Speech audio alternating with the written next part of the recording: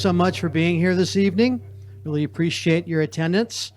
I'm very pleased to introduce Lloyd Romeo. He's lived in Temecula since 1991. He's the project manager for Deep Sea Vision. He retired in 2022 after 35 years with Opto 22 here in Temecula. Lloyd joined with his brother, Tony Romero, a commercial real estate investor in Charleston, South Carolina, and a former U.S. Army intelligence officer, to search for the plane carrying Amelia Earhart and her navigator, Fred Noonan, lost in the South Pacific in 1937. Deep Sea Vision conducted an underwater search of the ocean floor over several months, ultimately identifying a sonar image in the shape of an airplane in a plausible area of the sea that could be the location to Earhart's plane. Tonight, we are excited and honored to welcome Lloyd and to officially welcome him. I wanted to introduce Stacia Deutsch, one of our board members. Sam? Thank you very much. Yes, I'm on the board of the Temecula Valley Historical Society, and I am also the author of The Story of Amelia Earhart, a children's book. Yeah. No. About a year ago, I was invited as a guest to speak at the Amelia Earhart birthday celebration in Kansas. So my husband and I go, and we get on the trolley that's going to take us to the speaking engagements. And I am just chattering with the guy in front of me. And I say, "Oh, where are you from?" And he says, "Temecula." I was like, oh, me too. So it turned out that I didn't realize that I was in the presence of the Amelia Earhart birthday celebration celebrity. Lloyd and his brother, the Romeo brothers, were there to talk about their find and what they thought that they had discovered at the bottom of the sea. It was an incredible couple of lectures that were mind-blowing and really, really exciting. What he has done, I can't wait for him to share with all of us. I was just so awed to be in the presence of people who had such a huge dream and who knew so much about Amelia Earhart. My research pales in comparison to what they've done. So I am thrilled. I wanted to say that Rebecca reminded me that on the trolley, before we probably even left the hotel, I was texting her to tell her that we had to get Lloyd to come and speak to our group. So we are thrilled you're here. Oh, We're so pleased and honored to hear about your adventure. Well, thank you very much. I'm very flattered to be here, and I want to thank the Temecula Valley Historical Society for having me. And even more, I want to thank them for having this museum here and preserving a lot of the history and heritage of Temecula, which is very rich. And so, can you hear me back there? Oh, okay, I'll just talk a little louder. Okay, but anyway, I want to really thank the Temecula Valley Historical Society for having this museum and having me. And usually when I have this much attention, it's not the good kind. So, so that's quite a refreshing change. So, you can hear me now? Oh, yeah, now we got it square. Okay, I'll turn down the volume a little bit. Okay, so how this all started, well, it starts with this gal. Amelia Earhart, I guess we all know the story of her. She grew up loving airplanes, and this is her first, I believe it's her first pilot's certificate, and she was a little flexible about her birth dates. This is actually, and I don't understand why, but she actually makes herself a year younger here. She's like 20, let's see, it's 1923, so 25, 26. I'm not sure why she did that, but I'm sure she had her reasons. So she, the more you read about her, the better it gets. She's a very gracious person. She never really says anything bad about anybody, even when they let her down quite badly, missing continents by 60 miles and worse. I can't imagine the conversation in the water afterwards. But she was and she was kind of an early feminist back then. She really took feminist issues to heart. She worked a lot of things. She wrote 3 books. She had a line of luggage she sold. She had a line of clothing, which she called separates, where the top and the bottom didn't have to be exactly the same. So she was a very active one. She was a nurse and certainly an explorer, a pioneer, and she had star power, sort of like Taylor Swift does today. I hate to compare her to that, but I mean, 80 years later, and here we are. We're still. So, what happened? Let me back up a little bit. What happened was my brother was doing magnet fishing during the pandemic, and he was pulling up all kinds of weird things. Knives and scissors and parts of bicycles and all kinds of things. And it's like, there's a lot of things down there. And then, he was thinking about Amelia Earhart. He had been on a play with Amelia, playing part of Amelia Earhart's team there. And his son comes home and just been in the Amelia Earhart, play at school. And he's like, this just started to coalesce. And I'm talking to him about it. And I'm like, yeah, you're just talking, Well, then he goes out and buys this Hugin, and we'll get to that in a second. But first, I'll show you just a couple more pictures of Amelia.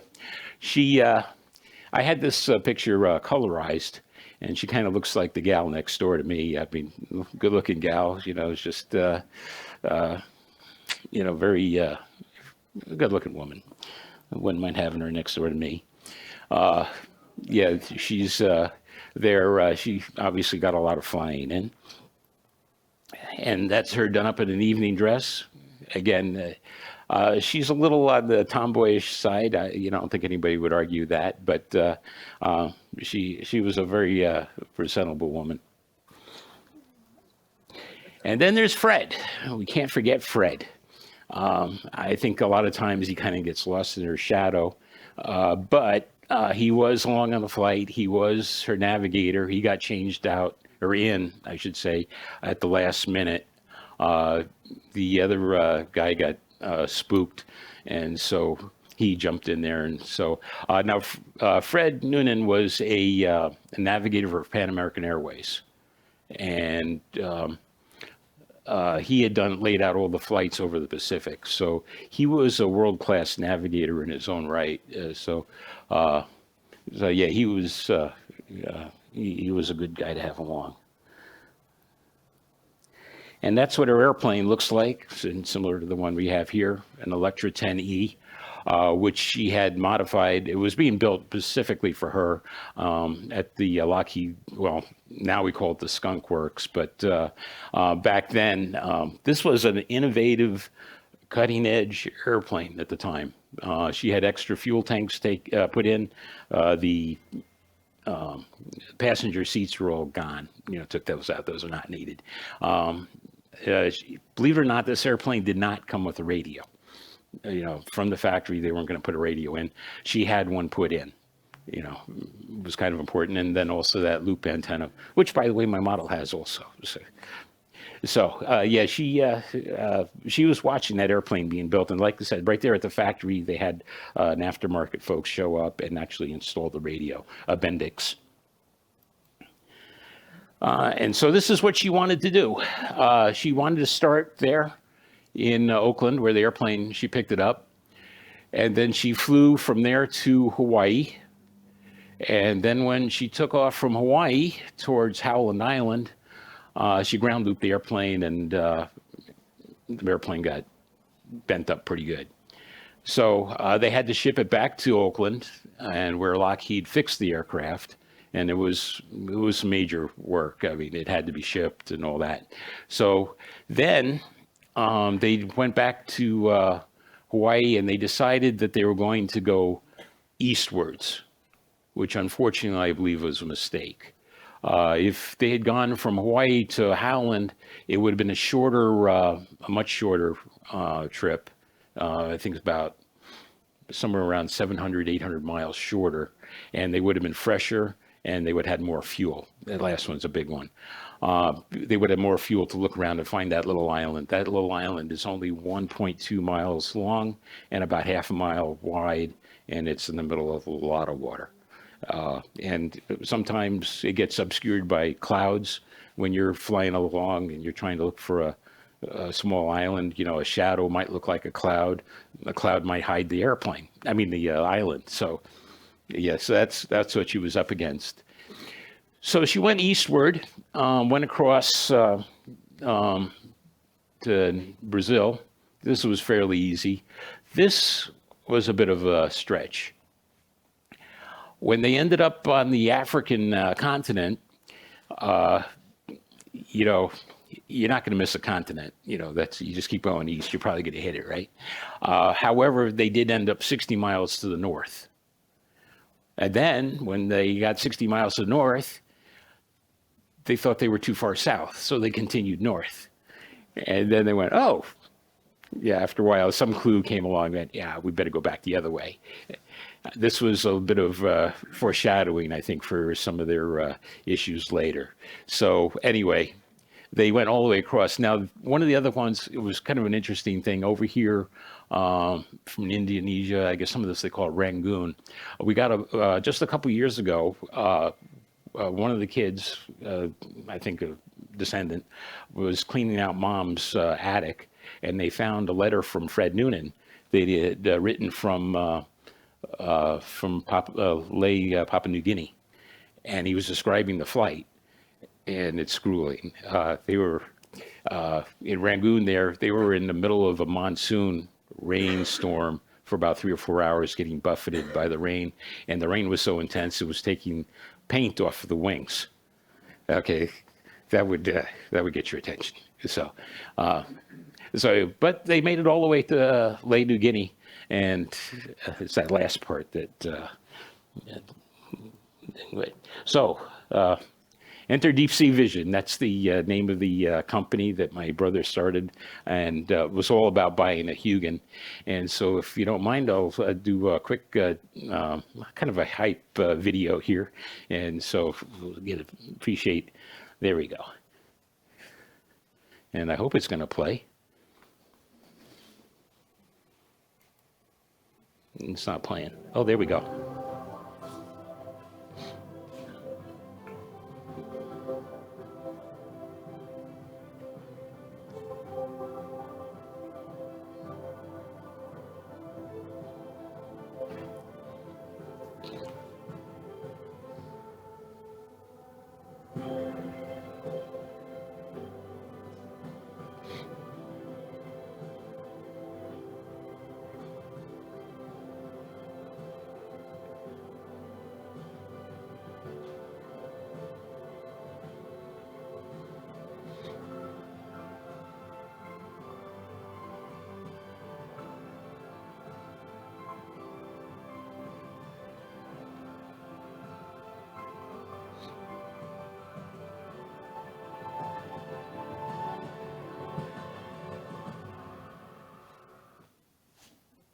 So there's your hype. So basically, you saw the Hugin, the big orange torpedo-looking thing getting dropped into the ocean. That's our launch, and that's really what the whole company is built around, that and the engineers and support personnel to make it all work. And of course, that's my brother there with the beard. We all grew beards. Well, I don't know, there's some law, isn't that right, Ben? When you're out of the sea, you have to grow a beard. Well, you should. I guess everybody isn't, but it's whoops. Okay. So when he buys this thing, the first thing we do is we get on a plane to, and this is when I really knew it was serious. We run over to Norway to see the company that built that thing, Kongsberg. And of course, we went there in December. Okay. Great plane time to go to. The rent was cheaper there at that time, probably because we're freezing our butt. Well, you know, the snow that was there when we arrived, and then when we left a month later, was still there. It had never melted. We never saw the sun. It was just but the people are friendly and the food is good. So, you take what you can get these days. So that's, we're actually looking at the unit itself. It's being built. It's built in like a one-off. It's not an assembly line where they build a lot of them. They just build one at a time. And so there's my brother there, Prebeard, proud owner of one Hugin 6000. And 6000 stands for 6,000 meters because that's how deep it can go. So that's 6 kilometers, about 3 some odd miles down, where the pressure is unbelievably high. It's just mind-boggling. It's like having several elephants standing on each toenail, I think is the way I heard it described. So it's pretty serious. Oh, so this is the trip where we went after the going to Norway there and learning everything we could about the Hugin 6000. Then umpteen months later, we had it shipped over to Papua New Guinea. The rest of the crew flew to Fiji. And then from Fiji, we flew to Tarawa, and that's where we met up with the boat. And then from there, we took the boat over to Howland, ran into some issues after several weeks. Welds cracked, parts broke, things had to be shipped. And so we got them shipped to Tuvalu, which is the least visited country in the world. Okay, and I'm serious about that. 100 people a year visit Tuvalu. It's a neat little. Well, it's not even really. It's barely an island. It's really an atoll. I mean, it's basically the top of a volcano that just barely sticks out of the water, and there's 10,000 people living on it. And so, very friendly. Nobody's got anything, but everybody's happy. And it's the kind of place where I think they depend a little bit on the UN. And then, if you ever see like sports shirts where they'll sell, they sell the ones that won, but they already have the ones that didn't win printed. Well, the ones that didn't win, they send to Tuvalu, and they're very, very happy to have them. So, yeah, that's Tuvalu. But like I said, very interesting place. And those shipping containers, they're everywhere. They use them for houses. They use them for storage. Well, that's what they're for, but they use them for everything. I mean, it's amazing. Saves them a lot of construction. And in Tarawa, this is our accommodations, $35 a night. I got myself a little kind of a Gilligan's Island kind of place. You hang out in there, and they had electricity and Wi-Fi. Yeah. 35 was like, I'm not sure I want to go anywhere else. I'm going to stay right there. But but that's all that's there. I mean, it's like being on Gilligan's Island. It really is. And so when we met up with the boat, we showed up early because the boat costs money per day. And, frankly, I was free. So I waited for the boat, not the boat waiting for me. But that's the whole crew. Yours truly there. This is Mahesh, our Indian programmer.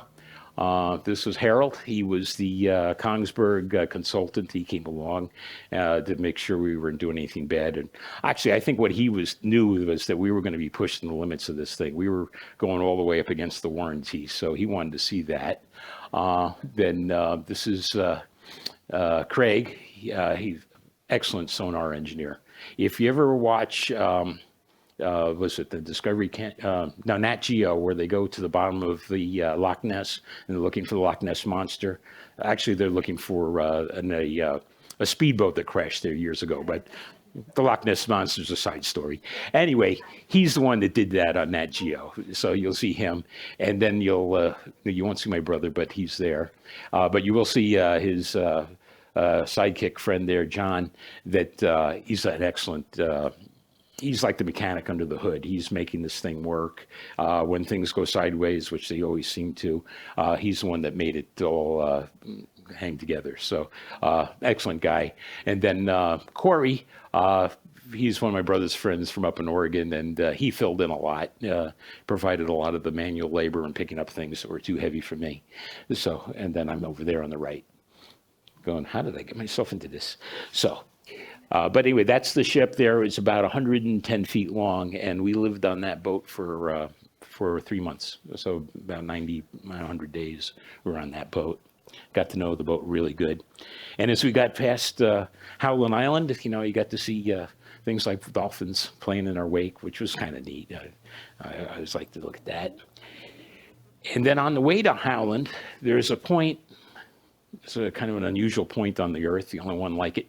It's where the equator and the international date line cross. Okay, and so even though the boat was costing us $500 an hour, we stopped, jumped in the water, and you may not be able to read this, but one says yesterday, the other side says tomorrow. So you're on either side of the date line. We should have had one that said North Hemisphere and South Hemisphere. We call it Four Corners. So, and this is the first time Mahesh there had ever gone swimming, really. So he starts at Four Corners, right? So he went swimming first time, and we're like, "You're wearing a life vest. You are willing. Yeah, we're not going in for you. So yeah, we made him, and then there's me there at the bottom trying to get into the picture, which is important. Yeah. And then after we went swimming, we saw this guy, and then I lost interest in going swimming anymore. Yeah, that's a white-tipped shark. All I care about is it's the kind with teeth. So yeah, guys went swimming after that. I braver than me. So this is the Hugin 6000. Quite a piece of equipment. It has 2 side scan sonars. This window right here is the side scan sonar, and it's scanning somewhere in the neighborhood of 800 yards on either side of the unit. And then underneath, it's got a multi-beam that's grabbing the 200 yards underneath.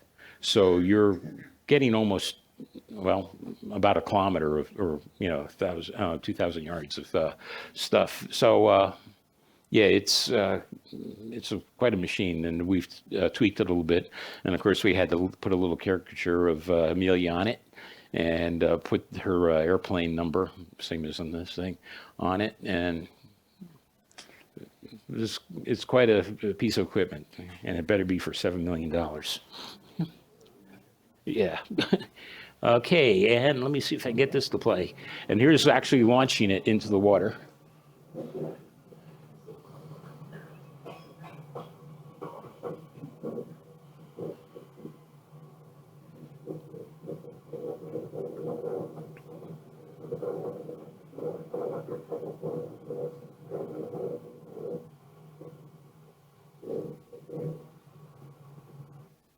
So off she goes, and it'll take her an hour and a half to get to the bottom.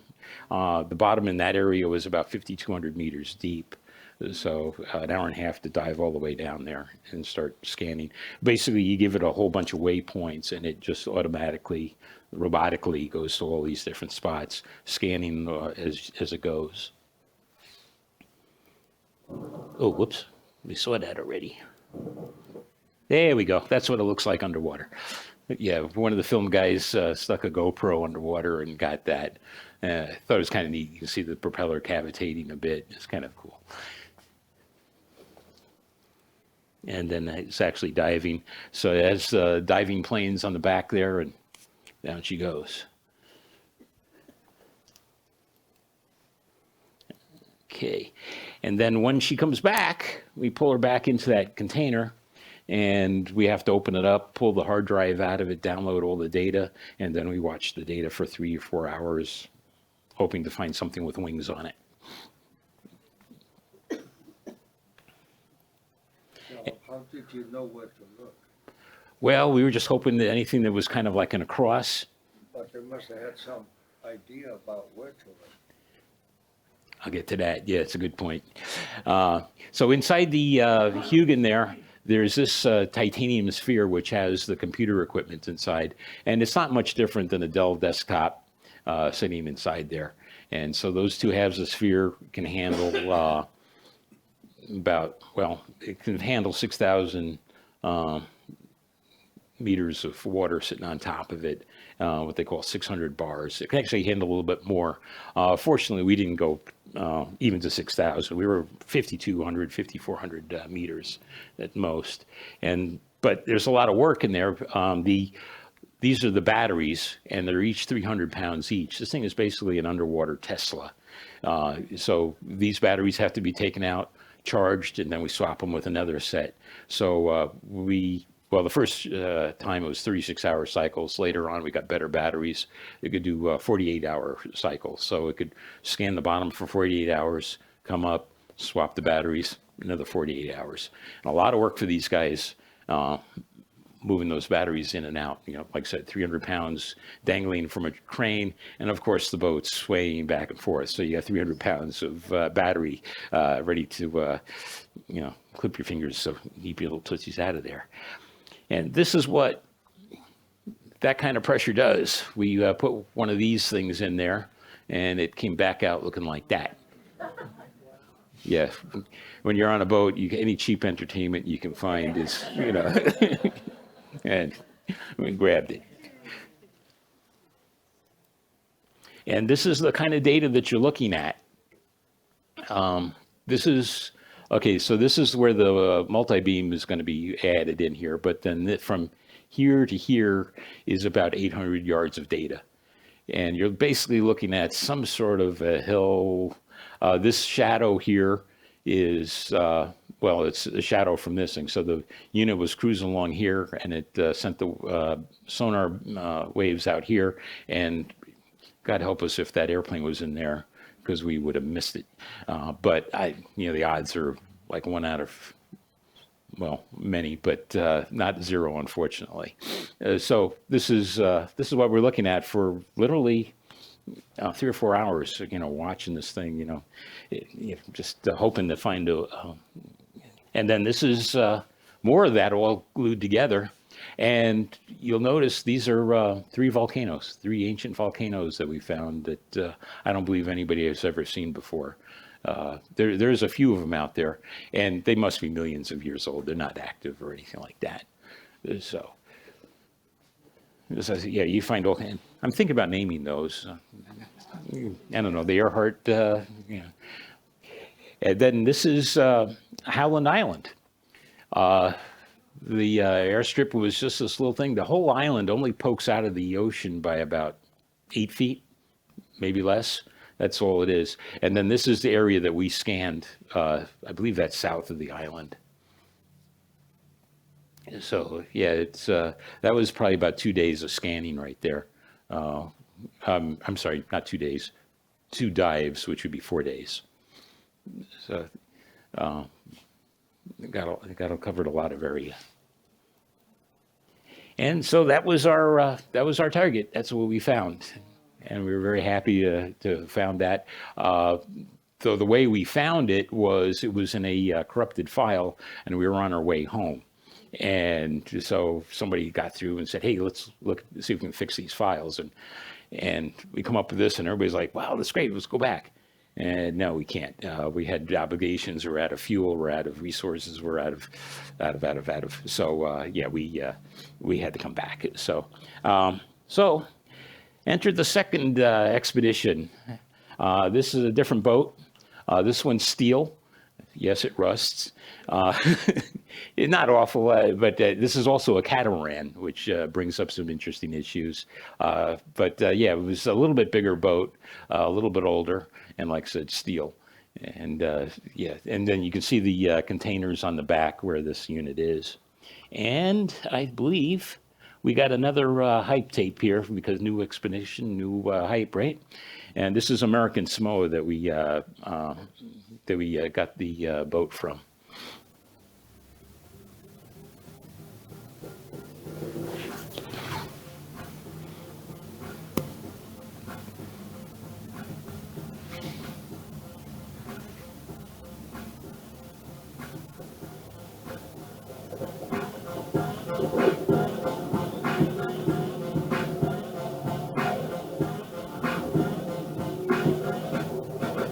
Points like this, you feel very small out in that little ocean, big ocean, you know, a little boat.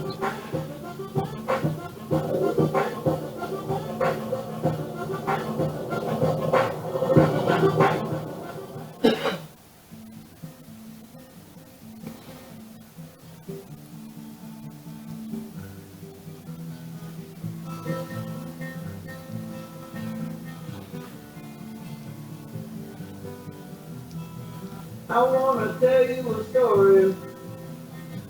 Ain't got no characters in it for me. I wanna sing you a sad song. Most of it I don't expect you to believe. It starts off with the whiskey and wine, or some miles of travel and some real good times, but it ends in a dark corridor where there ain't no windows and there ain't no doors. Well, that's me. Just a drinking off this bottle and a drifting at the sea. Oh, that's me. More cheap entertainment. Just a sitting here staring and shaking like a leaf. Oh, that's me. Just a leaning on my shoulder in this without a dream. Yeah, that's me. Just a leaning on my shoulder in this graveyard of dreams.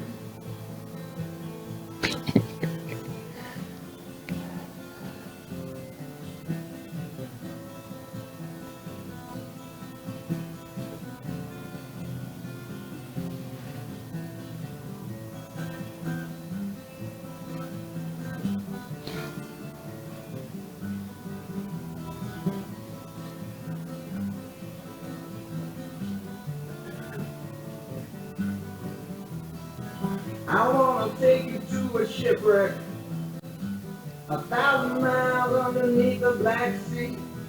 It looks like everybody's sleeping, but look close, they are dead indeed. I wanna lead you to an armchair, deep back in the bottom of my mind. I wanna sit you in a candlelight where I've been spending all of my time. Well, that's me. Just a drinking off this bottle is a drinking off of me. Now that's me. Just a sitting here staring and a shaking like a leaf. Well, that's me. Just a leaning on my shoulder in this graveyard of dreams. Yeah, that's me. Just a leaning on my shoulder in this graveyard of dreams.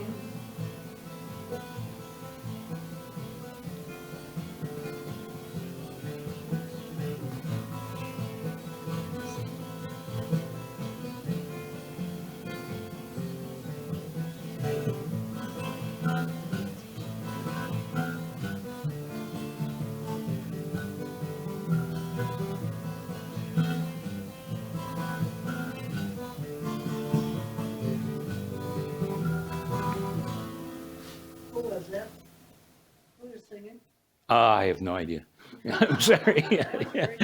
That's the production guys. They do that. I guess they're not done. Ooh. Oh, I think there's, yeah, you see the tunnel underneath the boat and makes a catamaran. And I think there was, hold on a second here. Yeah, their cabins are rather small. But yeah, here's, I love these underwater shots.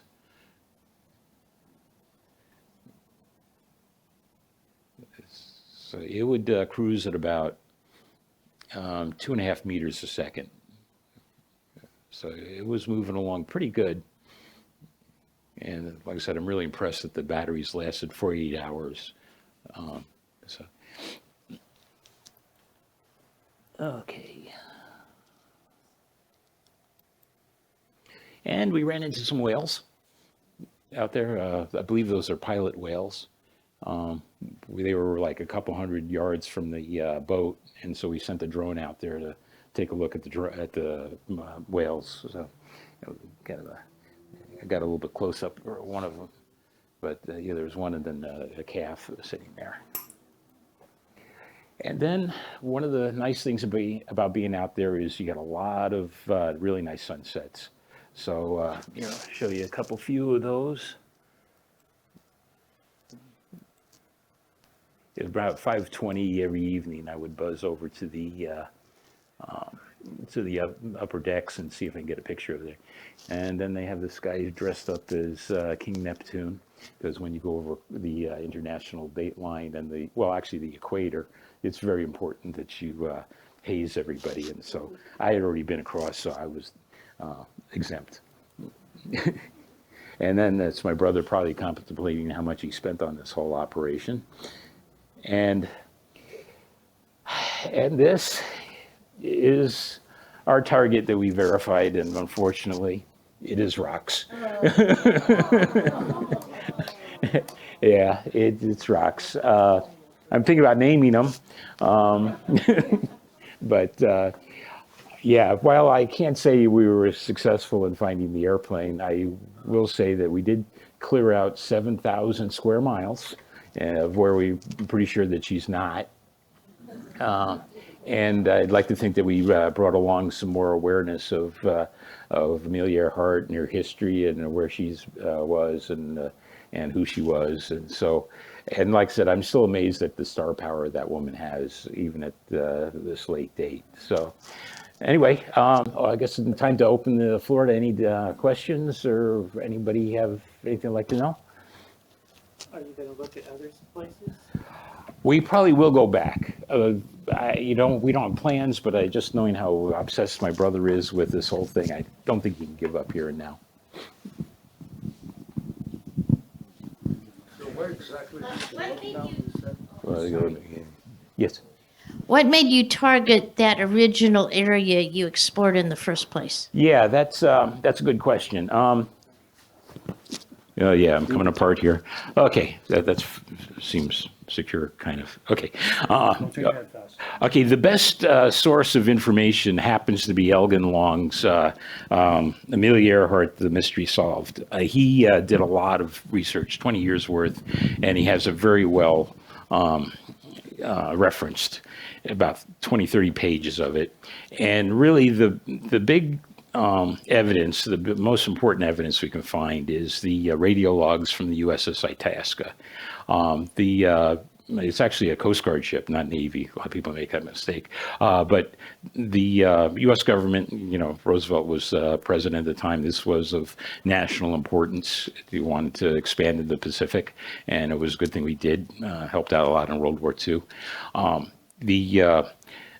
The Itasca was about half a mile west of Howland Island, and the radio operators did hear her. There's no evidence that she really heard them, but the radio operators certainly heard her.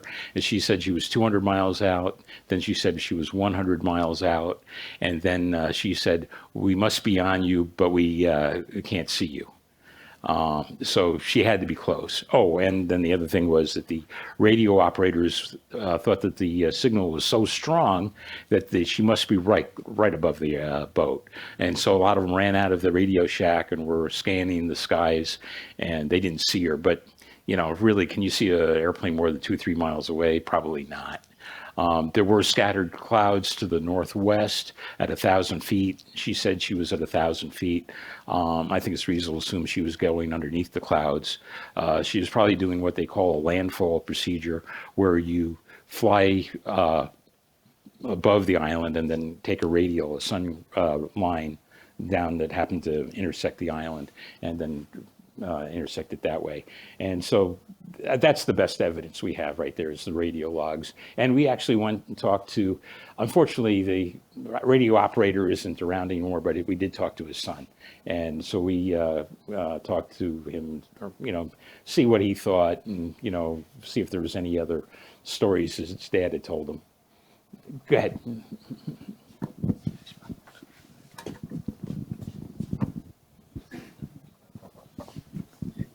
What finances this huge adventure?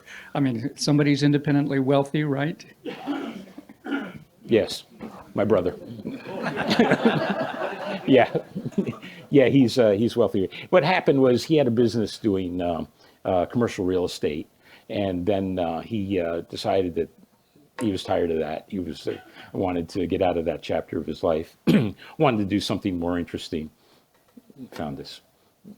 Okay, yes, ma'am. Weren't there parts that they thought they might have found of her plane on some island? Yeah, there is a certain gentleman that's gone down to Nicamaru about a dozen times, and they've looked at the parts, and every time they've done an analysis of whatever they found, the metallurgy just doesn't work out.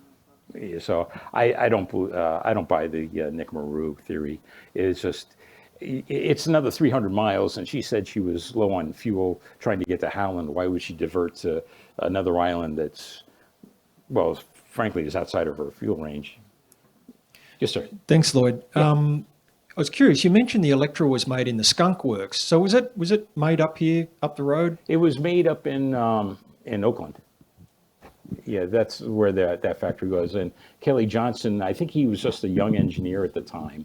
Yeah, but amazing. I mean, he's going from, that to building like supersonic, 3.5 times the speed, sound, SR-71s. He's still doing that sort of thing. So amazing guy, very talented. If Fred Noonan is a world-class navigator, what was the story with him being 60 miles off and another 60 miles off somewhere else? Yeah, that's that's a good question. Why is he? Yeah, and I bet you Amelia asked him that too. I've heard different theories on that. When you do something like this, and all of a sudden, you get a deluge of emails, and you get everything. You get some special theories, and then you get some interesting stuff. You got to be careful. Sometimes these folks come up with something, and it turns out 1937 was a high sunspot activity year. So I don't know if that had something to do with it. It's not impossible.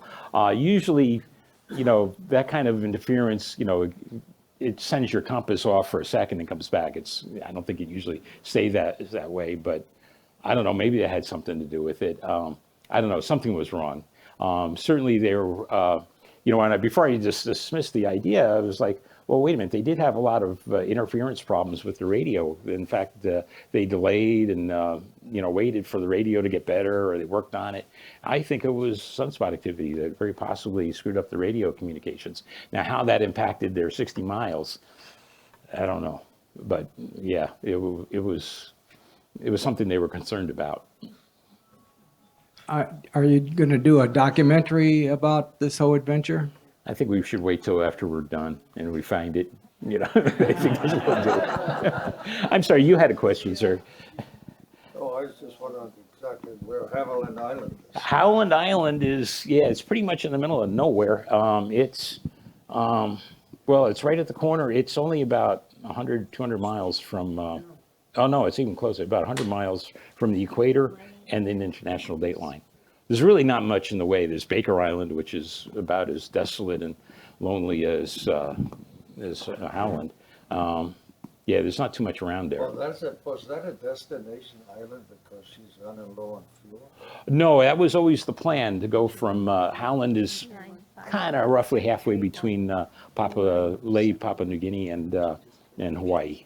But like I said, she should have been going the other way. I think that would have been far better. Of course, they assumed there was a landing strip there. Yeah, there was a landing strip there. The U.S., I'm sure it was the Navy or somebody built it there.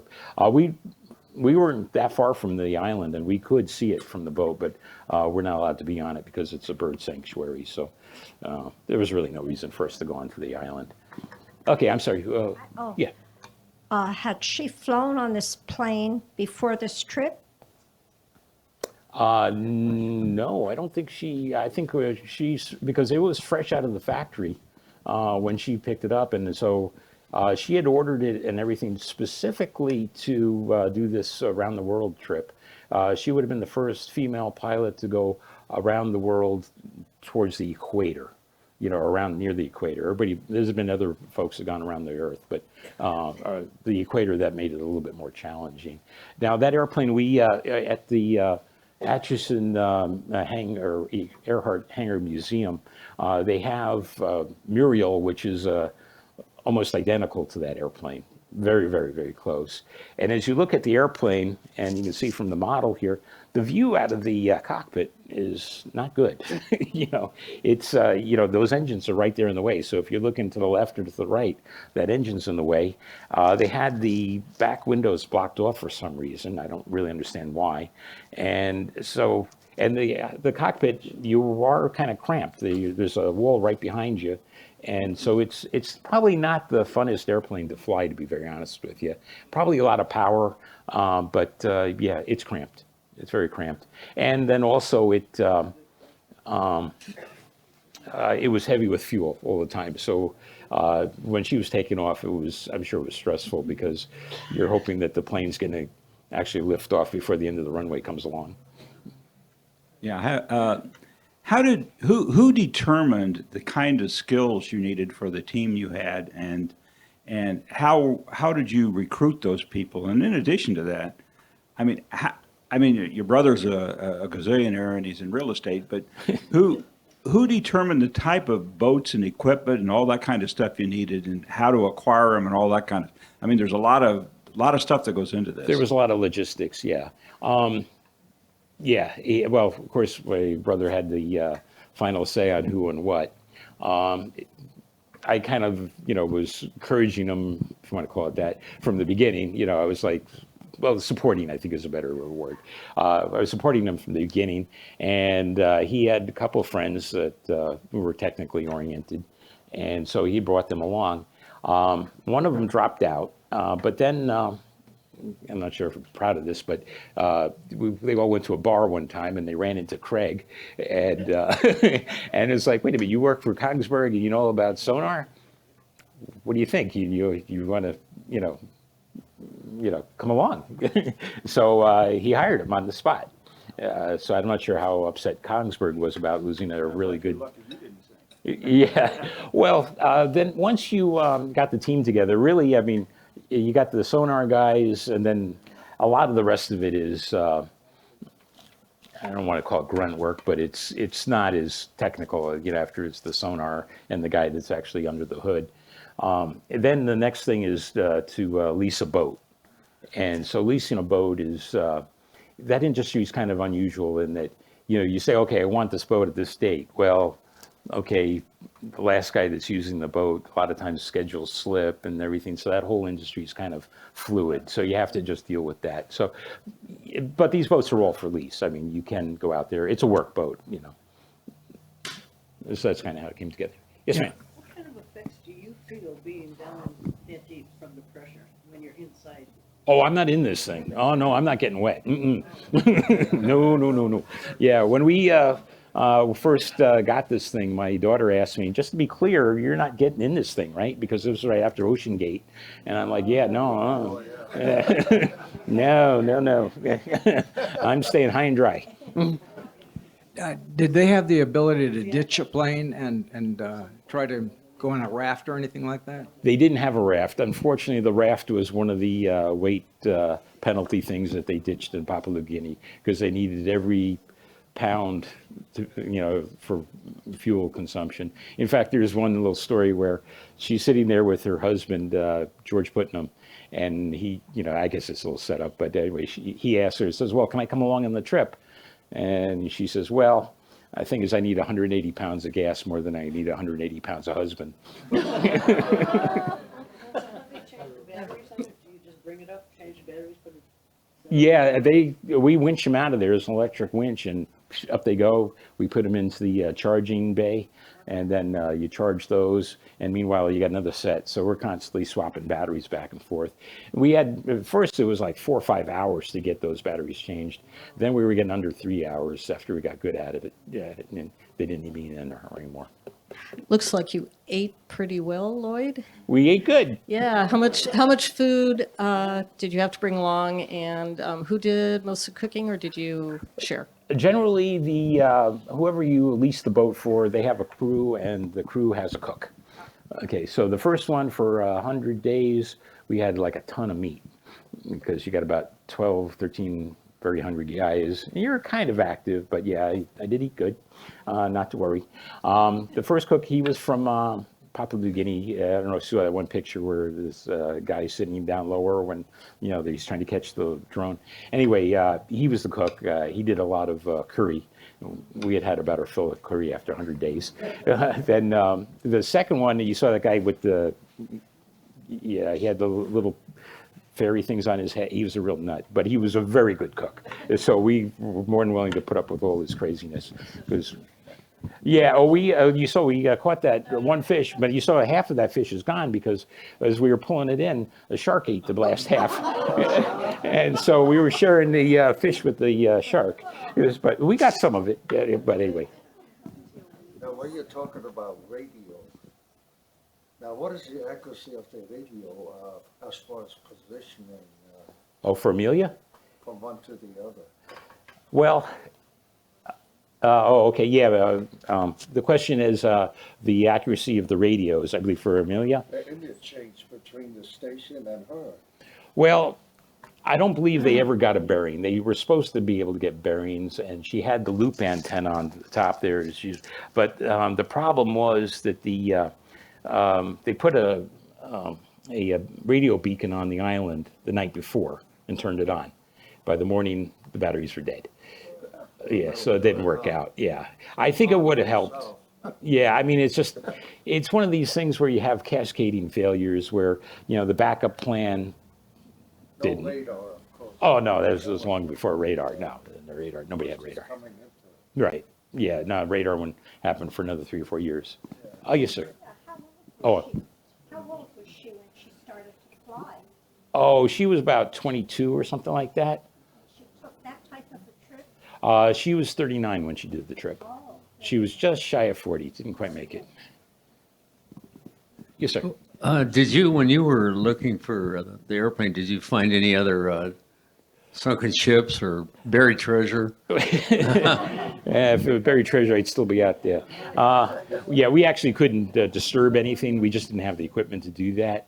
But we did find some unusual things and some things that I believe were man-made. But if they didn't have wings, we kind of lost interest because you have to understand $500 an hour for this boat.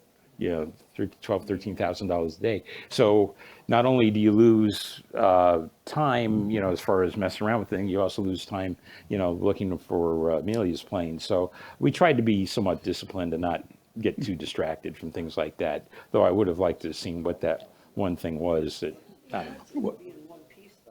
I think it'd be in one piece, to be very honest.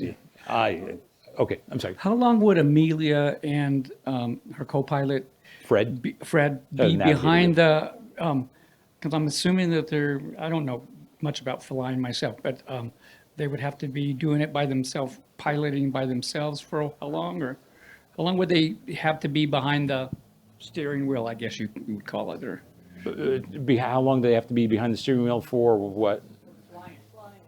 Oh, they're flying it all the time. No, I mean in each stint.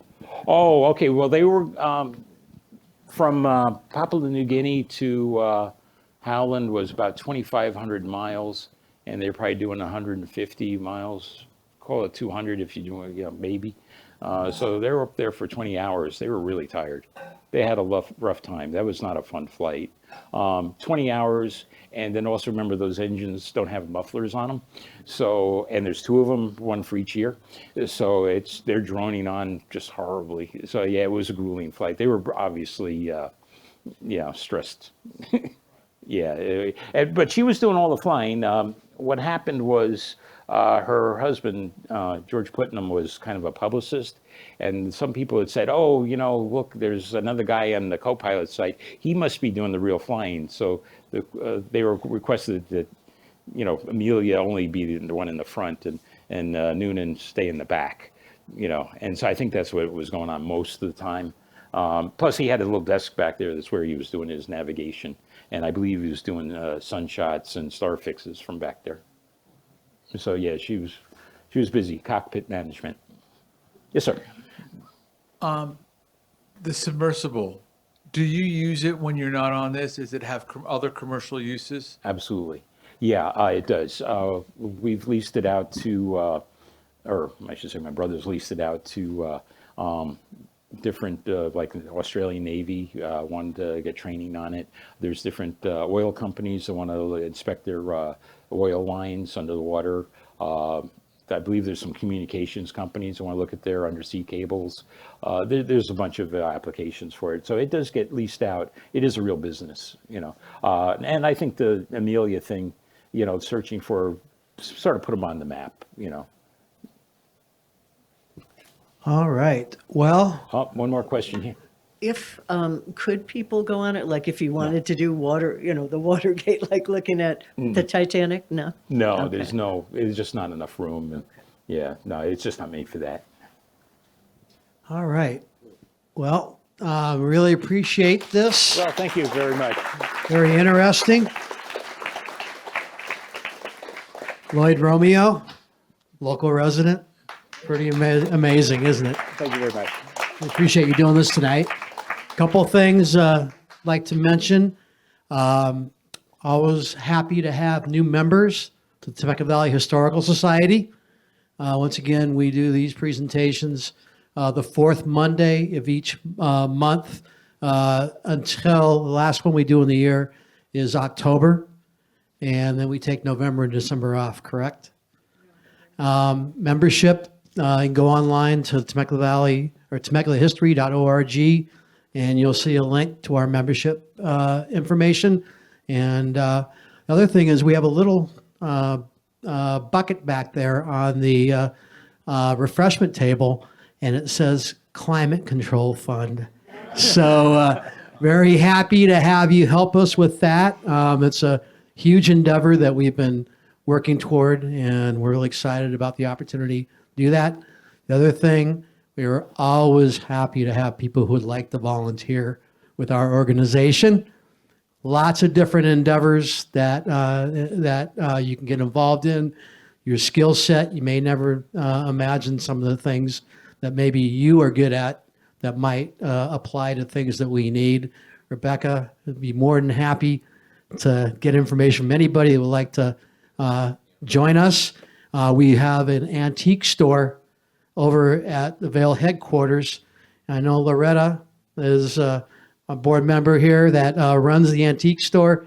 And boy, would we love to have some more people that would like to work with Loretta and Tony and Jim's wife, Lori Sampington, help us out over there. So please, if you have any questions, myself, Miss Rebecca, Jim's here, any of the board members, and we look forward to having you join us as we go forward here.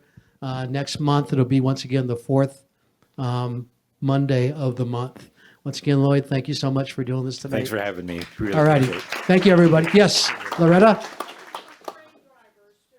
Oh, and that's the other thing. We have, real quickly, we're a very fortunate organization because we have some really interesting opportunities to create a cash flow for us for our endeavors that we're working on. The climate control is a big one. You're also going to see very soon permanent signage on the building here for the museum. We've been working toward that for a long time too. We have two different sources of revenue to build our coffers. The antique store is a very important one, and we have a kiddies train over on the property, and we run it every Tuesday, every Sunday, and then during special events. Tuesdays is the farmers market over here, and so we are looking for anybody who has always wanted to be an engineer. So keep that in mind, and I really appreciate once again your time and your interest in coming here tonight. Thank you so much. Oh, and then last thing, I'm so sorry. So sorry, Londa, you can't go anywhere yet. We got to say thank you, a huge thank you to John Hess, who is back over here in the corner. You may not have noticed him. We've been very fortunate. Dale Garcia has been our video an expert, live streaming these events for many of these over the last few years.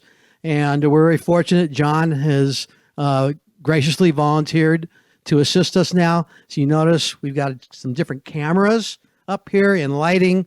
And so we're really trying to up the game here. And we really appreciate John. He's a professional videographer. So thank you so much for joining us. Thank you, John. And have a good evening, everybody. Appreciate it.